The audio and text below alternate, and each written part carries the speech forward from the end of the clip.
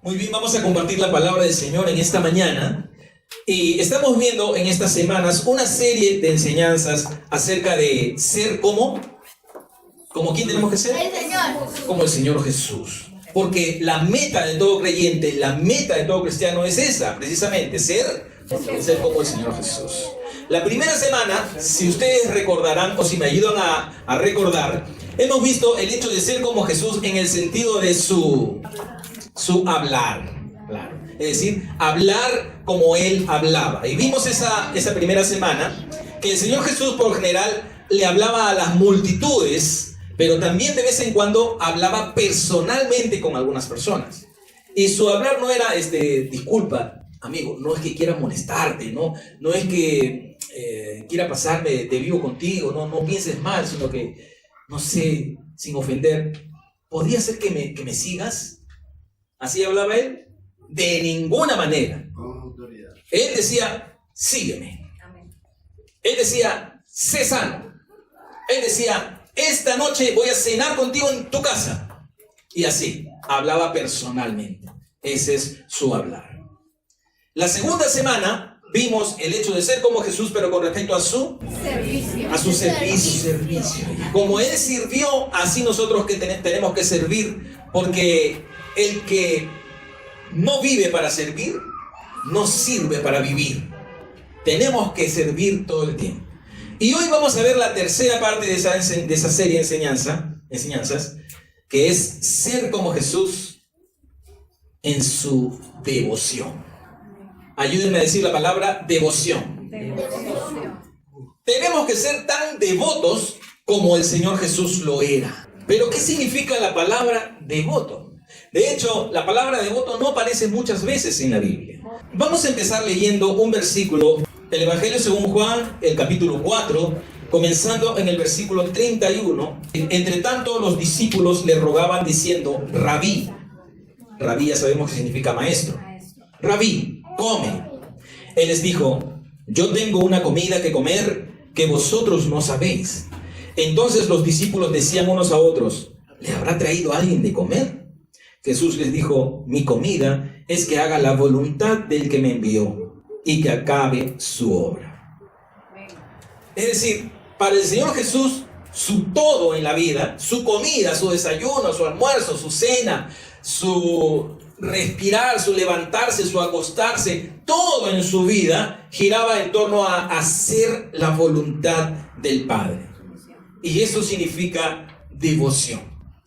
Hacer la voluntad de Dios en todo momento, en todo lugar, bajo toda circunstancia. De hecho, la palabra devoción en la Real Academia de la Lengua Española, ya lo hemos visto en alguna ocasión, dice prontitud con que se está dispuesto a dar culto a Dios y hacer su santa voluntad.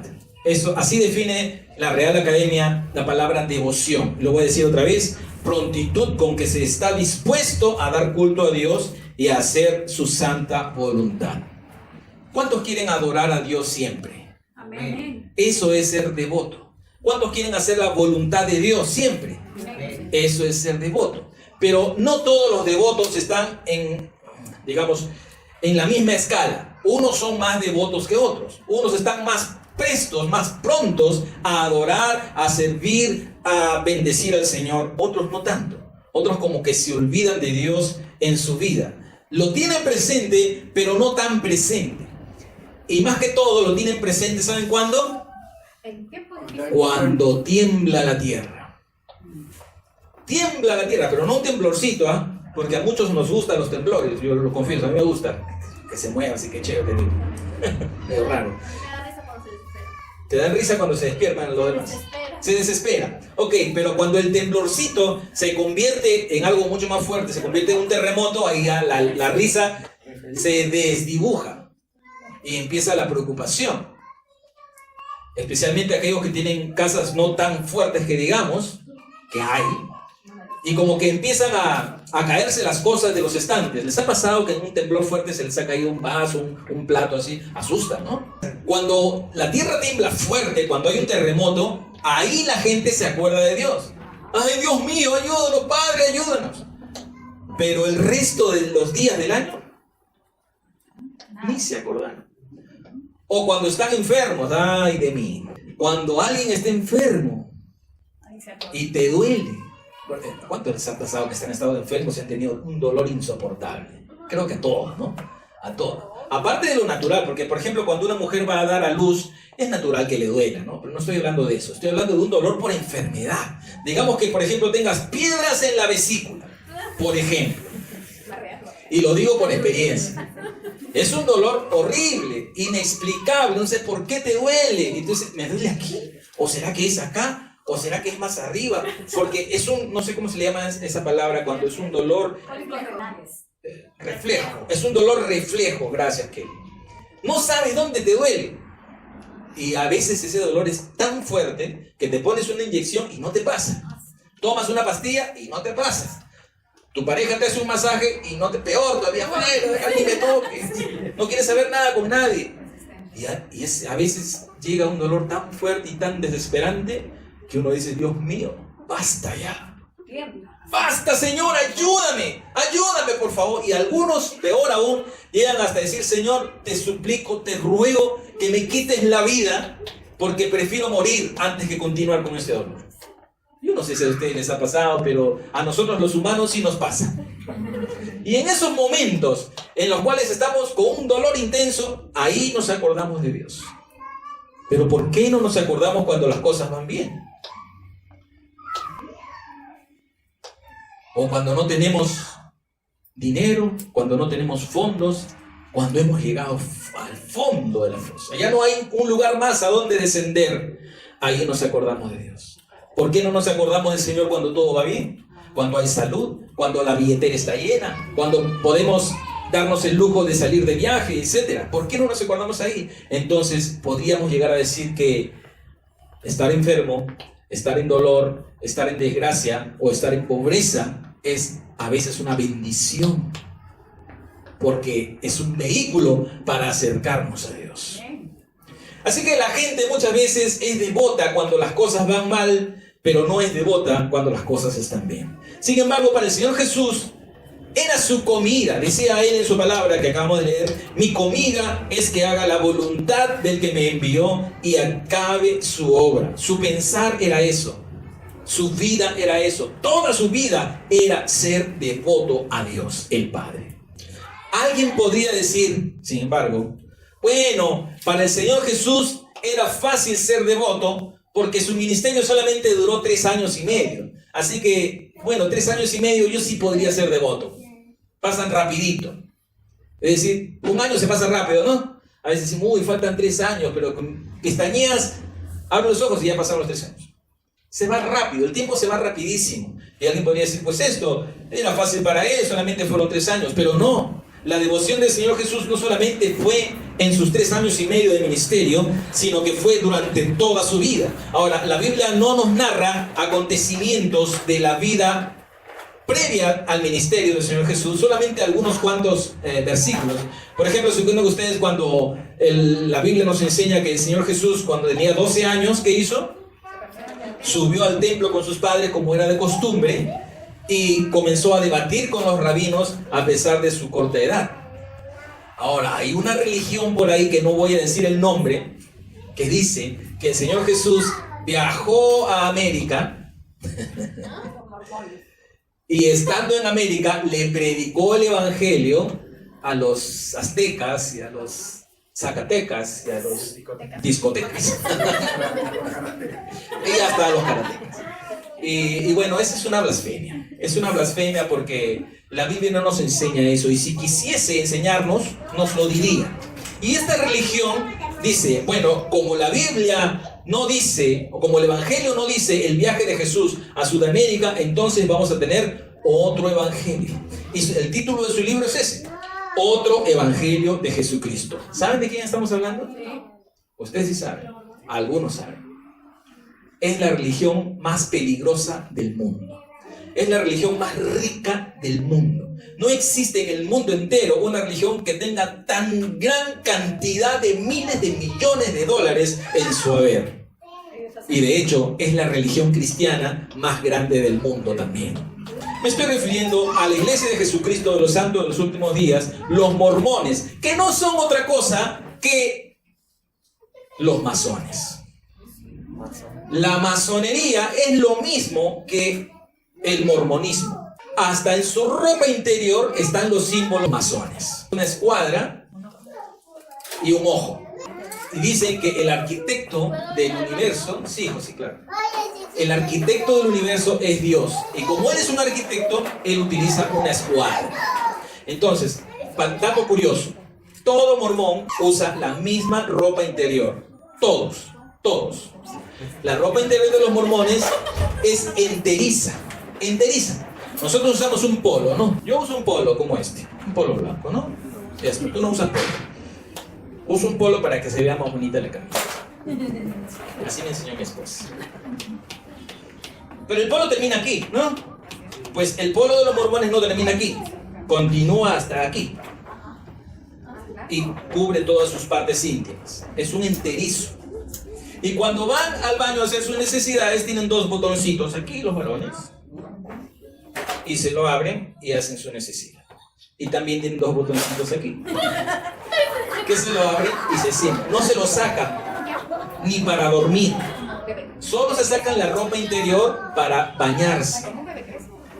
Como un bebé crece, digamos. Y aun cuando se van a bañar, ellos no pueden poner esa ropa interior en el piso porque es pecado. Lo que tienen que hacer es ponerla en el cesto de la ropa sucia para lavarla o, en su defecto, incinerarla. Porque tampoco se puede botar a la basura. Qué rareza, ¿no? La masonería y el mormonismo son prácticamente una misma cosa. Ahora, la masonería no solamente está metida en el mormonismo, ojo, la masonería está metida en todas partes. Está metida también en los artistas. ¿Cuántos de ustedes alguna vez han visto a un artista que haga esto? ¿Alguna vez han visto a un artista que haga esto? Sí. Todos los artistas hacen esto. Todos. ¿Qué quiere decir con esto? Yo soy masón. Todos los artistas que cantan español, inglés, francés o cualquiera, todos son masones, todos. Porque no se puede triunfar si no se es masón. Porque la masonería controla la industria de la música. Les hablo de alguien que estuvo dentro de la industria y que quiso salirse. Hay miles de ejemplos, pero le voy a poner el más conocido de todos. Michael Jackson. Totalmente masón. En alguna ocasión dijo, basta, no quiero saber más de este asunto. Quiero salirme de este asunto satánico, porque él sabía que la masonería era satánica. Y decidió salirse. A ver si puedes, pues. A ver si puedes. La masonería todo lo habla por símbolos, por simbología. Así que Michael Jackson grabó una canción muy conocida y muy bonita que se llama Black and White. La canción no es mala en sí, ni tampoco es una renuncia a la masonería en sí. La canción, Macaulay Culkin, el niño ese que sale, Mi Pobre Angelito, sale en ese video de Michael Jackson, ¿no? Que está tocando la guitarra y su papá le dice, ¡cállate! Y Macaulay Culkin, que me calle, ¿no? Y le sube todo el volumen. Y toca la guitarra así. Y suena tan fuerte que su silla sale disparada hasta la luna. No sé si han visto el video. Todo ese video no tiene nada de malo, es simpático inclusive. Pero al final del video, Michael Jackson se convierte en una pantera. En una pantera negra. Y esa pantera negra, que también se convierte otra vez en humano, comienza a agarrar un bate de béisbol y a romper un montón de vidrios. Sería bueno que lo vean. Y en esos vidrios que rompe están los símbolos masónicos. Y está la estrella esa esvástica, creo que se llama, de los nazis. Y todo lo rompe, todo lo destruye. Y con su simbología, Michael Jackson está diciendo, renuncio a la masonería. Porque ellos hablan por símbolos, nunca dicen las cosas abiertamente. Al renunciar a la masonería le dijeron, acabas de firmar tu sentencia de muerte. Poco tiempo después lo asesinaron. Todo cantante que quiere salirse de la industria es asesinado, es eliminado.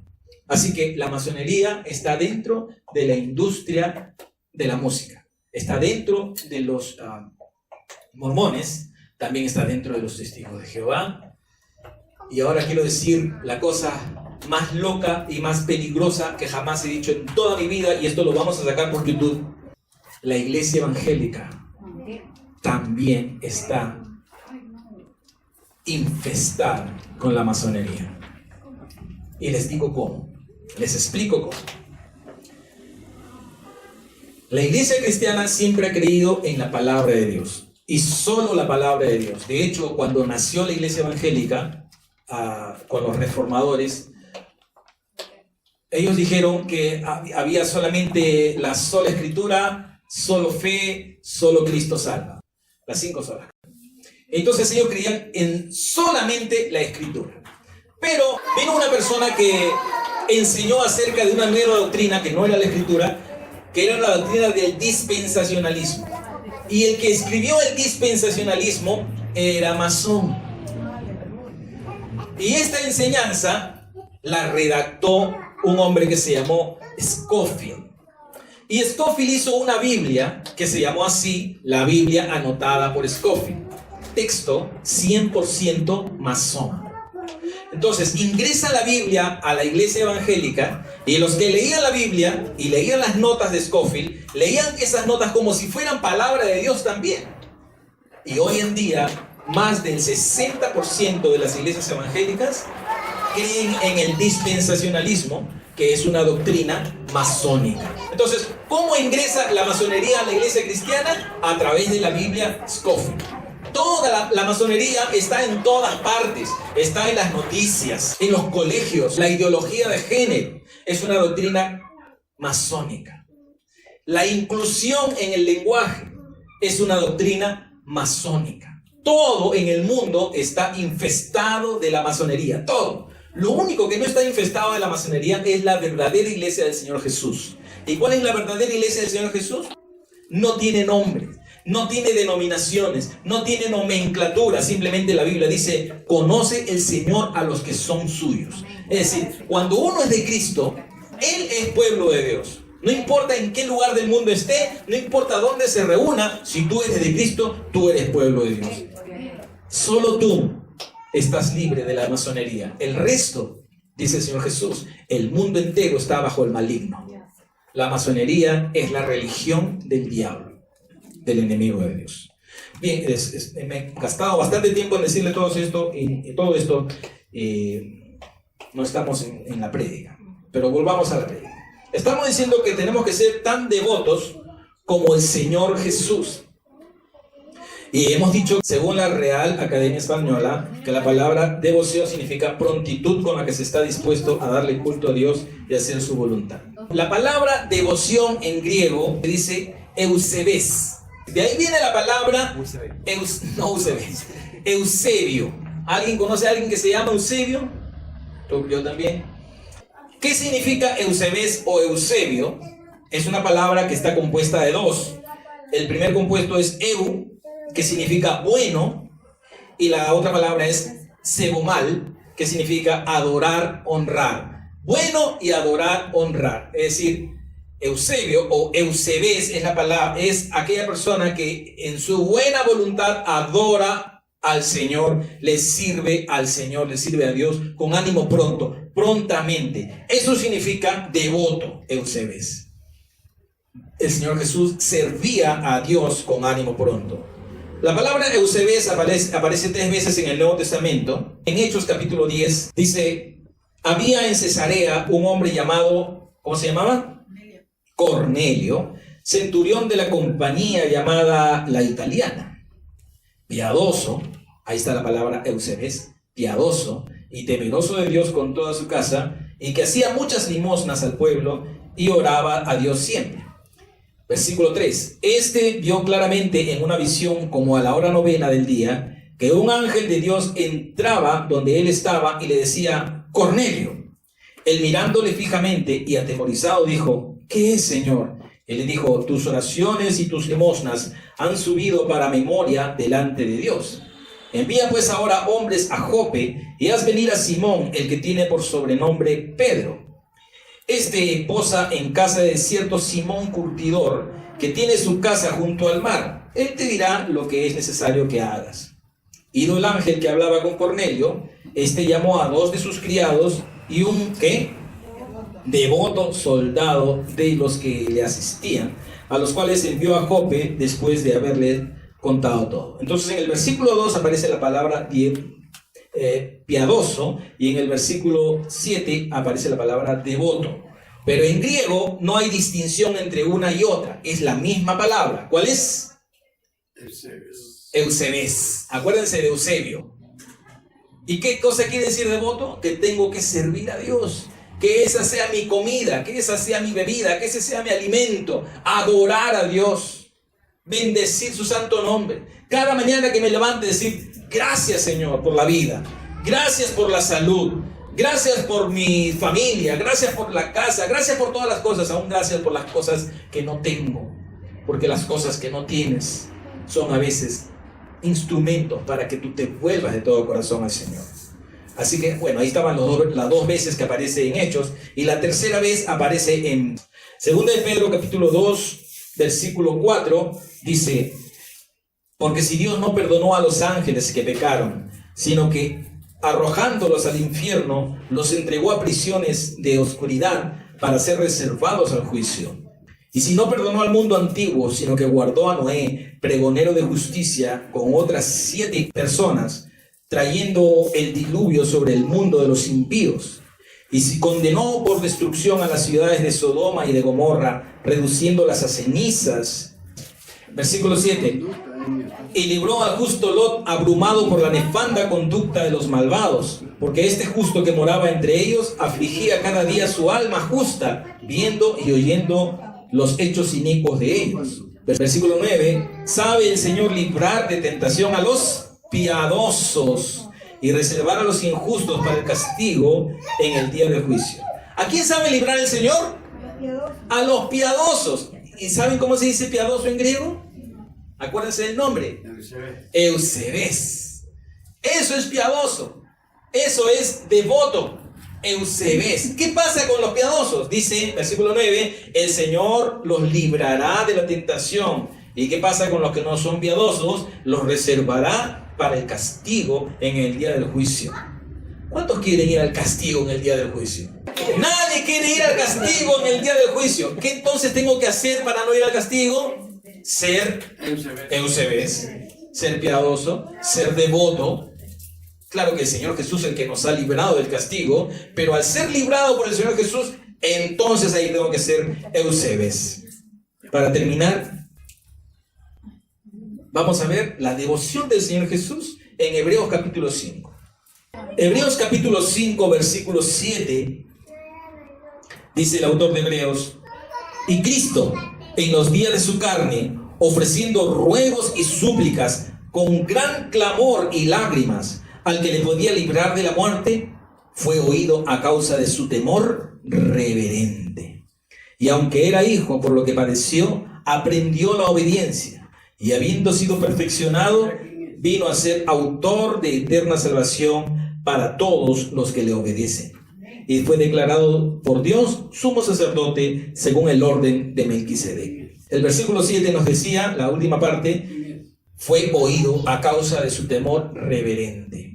La palabra reverente también es un sinónimo de Eusebes. No es la misma palabra, pero es un sinónimo. Significa exactamente lo mismo. Ser reverente significa ser piadoso.